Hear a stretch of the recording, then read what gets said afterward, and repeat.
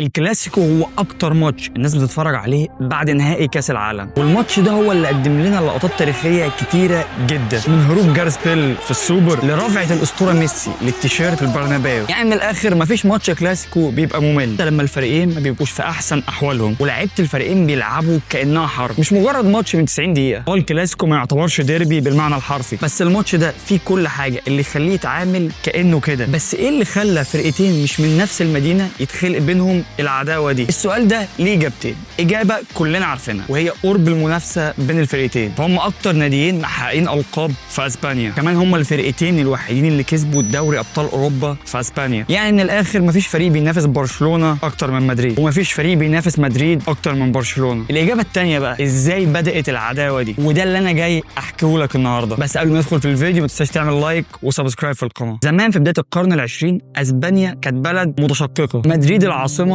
رمز السلطه والدوله والنظام، وبرشلونه كانت مدينه حره فيها ناس شايفين نفسهم مختلفين، ليهم لغه تانية وثقافه تانية. وفي وسط الانقسام ده اتولد ناديين. سنه 1899 اتاسس نادي برشلونه اللي اسسه شاب سويسري اسمه خوان جامبر، وكان حلمه يعمل نادي للعالم كله، نادي رمز للحريه والانفتاح. عشان كده شعار برشلونه دايما اكثر من مجرد نادي. وفي 1902 بعدها ب3 سنين اتاسس نادي العاصمه، النادي اللي خد التاج الملكي على شعاره وبقى رمز للهيبه والدوله. نفس السنه اللي اتاسس فيها مدريد الفرقتين اتقابلوا في ماتش ودي، بس الماتش الودي ده كانت بدايه الحرب. برشلونه في الماتش ده كسب 3-1، ومن يومها كل ماتش ما بقاش مجرد 90 دقيقة، بقى صراع بين فكرتين، بين دولتين جوه دولة واحدة. في الثلاثينات قامت الحرب الأهلية والبلد كلها اتحولت فوضى، وفي الآخر طلع ديكتاتور اسمه فرانكو حكم أسبانيا 30 سنة تقريبا. وفرانكو ده كان بيكره حاجة اسمها برشلونة، وفي الوقت ده مدريد بقت رمز للنظام، وريال مدريد بقى نادي الدولة، أما برشلونة فبقت رمز للمقاومة. الشوارع كانت هادية، بس جوه الكامب نو كان في صوت الحرية، ناس ما قدرتش تتكلم بلغتها في الشارع، بس في الكامب نو كانوا بيغنوا وبيصرخوا بلغتهم وبحريتهم. الماتش ما بقاش مجرد ماتش كوره، بقى معركه كرامه. كل جول بيجي ليه معنى سياسي، كل مكسب لبرشلونه ليه طعم الحريه، وكل مكسب لمدريد ليه طعم القهر على الجماهير الكتالونيه. وفي الخمسينات حصلت حاجه ولعت العداوه اكتر واكتر. نجم ارجنتيني اسمه الفريدو دي ستيفانو، اللاعب كان خلاص ماضي مع برشلونه ولعب ماتش ودي بالتيشيرت بتاع برشلونه، لكن فجاه الدنيا اتقلبت. الاتحاد الاسباني لغى الصفقه فجاه، وبعد كام يوم لقينا دي ستيفانو بيمضي مع ريال مدريد. وقتها الناس كلها قالت ان الدوله مش عايزه النجم يبقى في نادي المعارضه، فلغوا الصفقه وخلوه يلعب لنادي الدوله. دي ستيفانو نجح جدا مع ريال مدريد وجاب لهم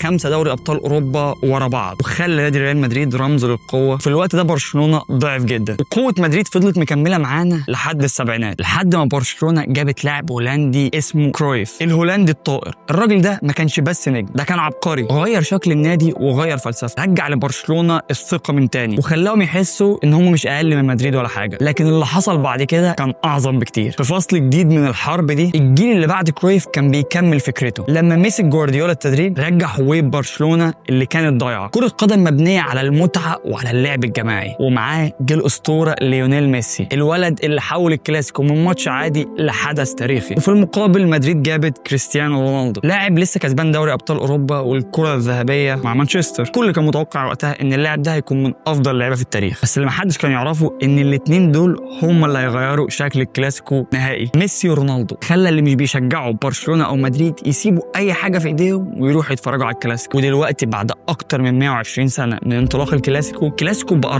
رمز البلد لتاريخ لصراع هويه. انت ممكن تسميه ماتش، بس في الحقيقه هو قصه وطن بيتحكي فيها التاريخ. كل مره الحكم فيها بيصفر، جيل ورا جيل بيجي والكلاسيكو بيفضل بنفس القوه والحماس. وبالرغم ان ميسي ورونالدو مش موجودين دلوقتي، الكلاسيكو لسه بنفس القوه والحماس. لعيبه الفرقتين بقوا بيدخلوا الماتش ده وهم عارفين مش داخلين يلعبوا ماتش عادي، داخلين حرب كرويه. ماتش هيبقى مليان بالخناق وبالصراعات، ممكن اليوم بينهم الخناقات دي يبقوا من نفس البلد، بس في الكلاسيكو كل واحد هنا بيدافع عن ناديه وعن قضيته. ريال مدريد وبرشلونه مش بس فرقتين، دول فكرتين كل واحد فيهم بيمثل حاجه. كل مره يتقابلوا العالم كله بيسيب كل حاجه ويروح يتفرج على الماتش ده.